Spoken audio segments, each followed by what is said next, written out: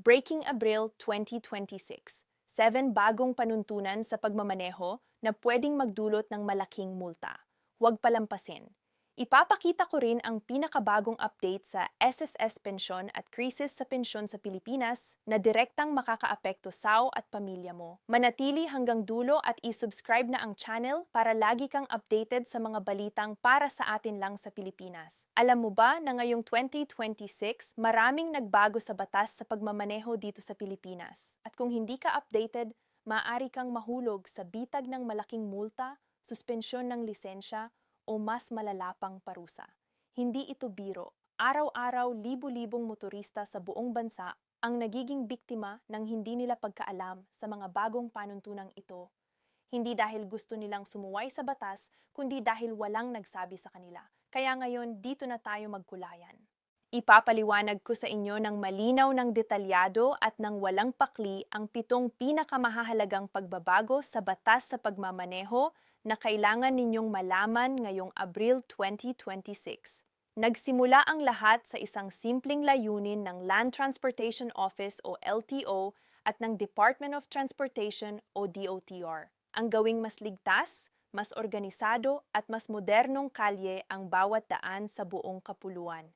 Hindi sila nagbago ng batas para pahirapan ang mga motorista. Ginawa nila ito dahil taon-taon libu-libong buhay ang nawawala sa mga aksidente sa kalsada. Taon-taon nahanap natin ang ating sarili sa mga balita tungkol sa trahedya.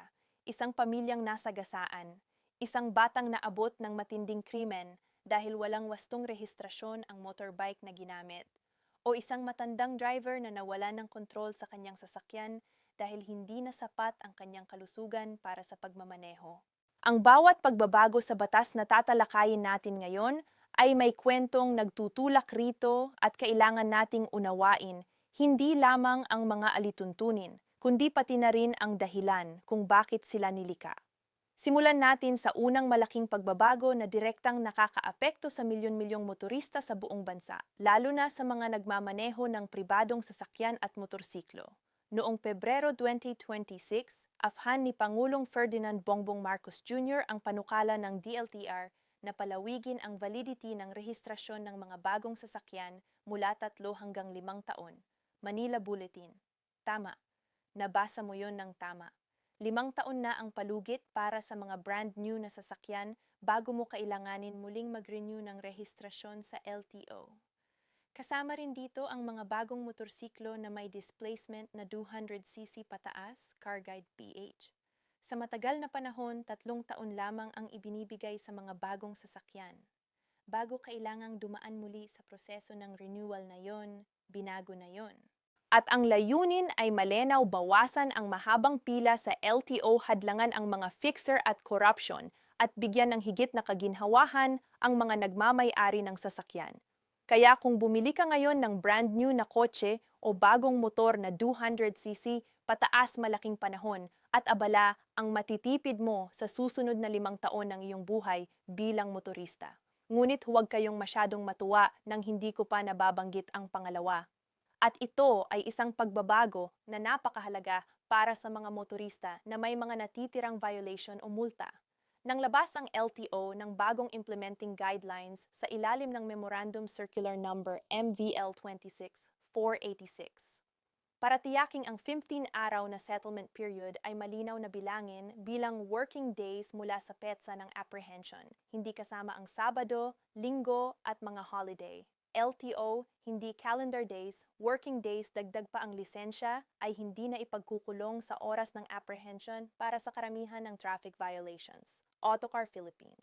Ito ay isang malaking pagbabago mula sa nakaraang sistema na maraming motorista ang nagreklamo na hindi malinaw at hindi patas. Pero babala, kung hindi mo mabayaran ang multa sa loob ng 15 working days, ang iyong lisensya ay ilalagay sa alert or alarm status sa LTMS na mag-a-automatikong mag-trigger ng 30 araw na suspension at mapipigilan ka sa lahat ng transaksyon sa LTO portal. Kaya hindi ito pahintulot para maging tamad. Ito ay pagbibigay ng tamang oras para gumawa ng tamang hakbang at ang pananagutang iyon ay nasa iyong mga kamay. Ngayon naman, pag-usapan natin ang ikatlong pagbabago na partikular na nakakaapekto sa ating mga kasamahan sa kalsada na may edad na 60 taong gulang pataas. Simula Marso 1, 2026, nagpatupad ang LTO ng bagong mga alituntunin para sa pag-renew ng lisensya ng mga Pilipinong may edad 70 taon o higit pa na nagbibigay ng mas malaking diin sa kalusugang medikal, harapang pagsusuri at tamang pamantayan sa pagmamaneho. K-Track, hindi ito pagdidiskrimina sa edad. Ito ay isang malalim na hakbang para tiyaking ang bawat nagpapatakbo ng sasakyan sa ating mga daan ay may sapat na kakayahan at kalusugan.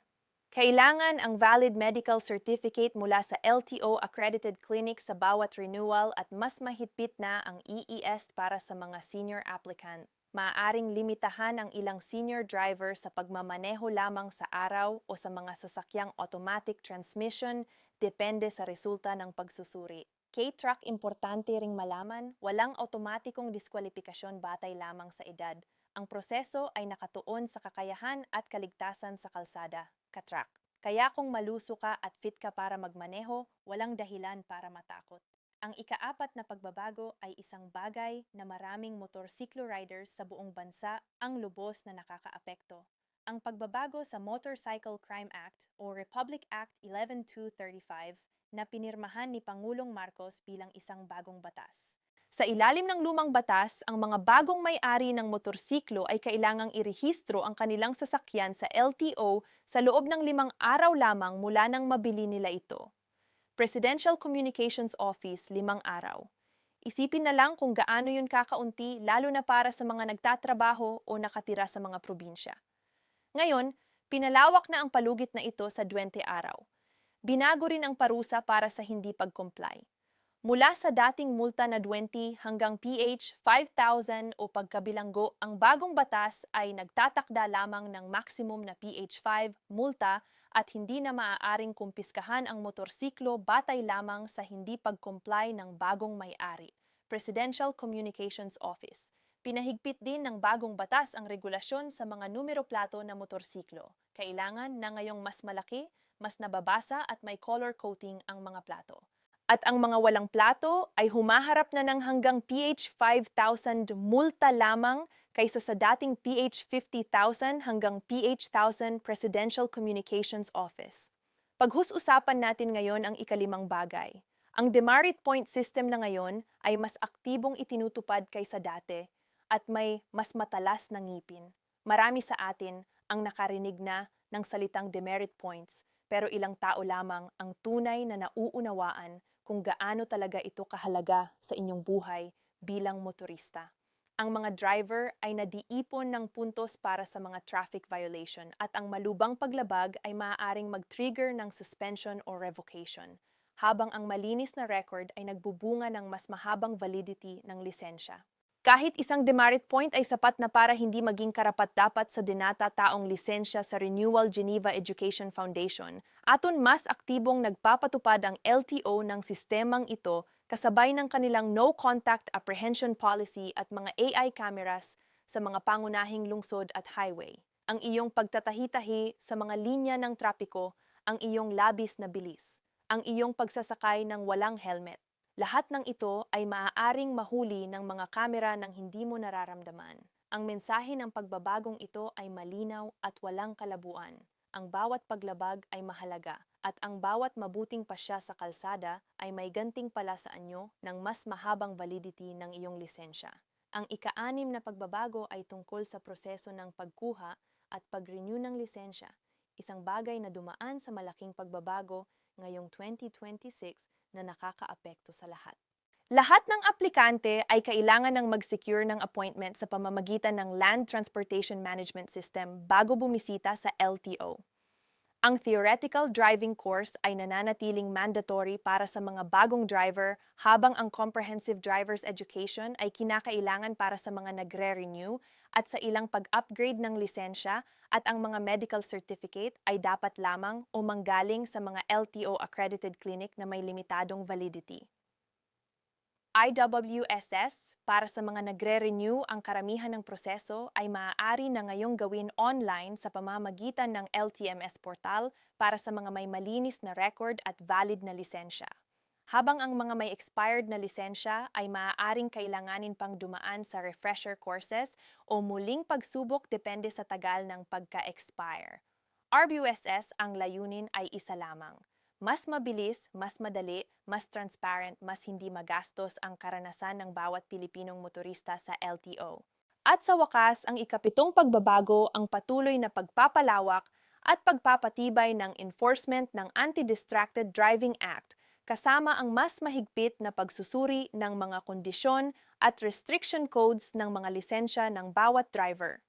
Ang paggamit ng mobile phone habang nagmamaneho maliban kumpara sa emergency call sa pamamagitan ng hands-free device ay patuloy na isa sa mga pinaka-enforce na paglabagayong 2026. Ang unang offense ay may kasamang PH 5,000 multa. Ang pangalawa ay 10,000. Ang ikatlo ay 15,000 kasama ang 3 buwang suspension ng lisensya. At ang mga lumagpas pa rito ay maaaring harapin ang revocation ng lisensya at 4,000 ng multa. Doktor, ang pagmamaneho ng lumalad pa sa restriction code ng isang tao ay maaari nang magresulta sa mas mabilis na demerit, suspension o pag-confiscate ng lisensya sa ilalim ng 2026 Enforcement Guidelines, Geneva Education Foundation. Kaya basahin ang iyong lisensya, alamin kung anong nakalagay doon, sundin ito, hindi lang ito alituntunin. Ito ay kontrata sa pagitan mo at ng kalsada. Bago tayo magtapos, nais kong ibuod ang lahat ng ito ng may isang mensahe na sana ay manatili sa inyong isipan pagkatapos mapanood ang video na ito. Ang mga pagbabagong ito sa batas ay hindi kalaban ng mga motorista. Sila ay mga kasangga.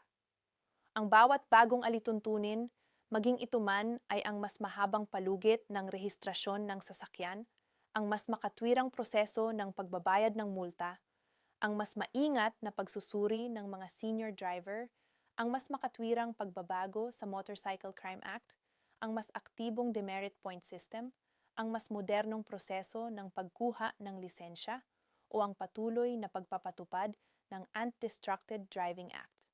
Lahat ng ito ay may iisang layunin, gawing mas ligtas at mas batas ang ating mga kalsada para sa lahat. Para sa iyo, para sa iyong pamilya, para sa bawat taong lumalakad sa gilid ng kalsada at umaasa na makakauwi ng buo sa kanilang tahanan. Kaya sa susunod na ikaw ay sumasakay sa iyong kotse o motorsiklo, alalahanin ang mga bagong panuntunan na ating tinalakay ngayon. I-renew ang iyong rehistrasyon sa tamang oras. Bayaran ang iyong mga multa sa loob ng 15 working days. Irehistro ang iyong bagong motorsiklo sa loob ng 20 araw. Huwag galawin ang iyong teleponyo habang nagmamaneho. Alamin ang iyong mga restriction codes at kung ikaw ay may 7 taong gulang na o higit pa, huwag takasan ng medical check-up. Ito ay para din sa iyong sariling kaligtasan at para sa kapayapaan ng isip ng mga taong nagmamahal sa iyo. Dahil sa huli, hindi lang lisensya ang nasa iyong mga kamay tuwing nagmamaneho ka.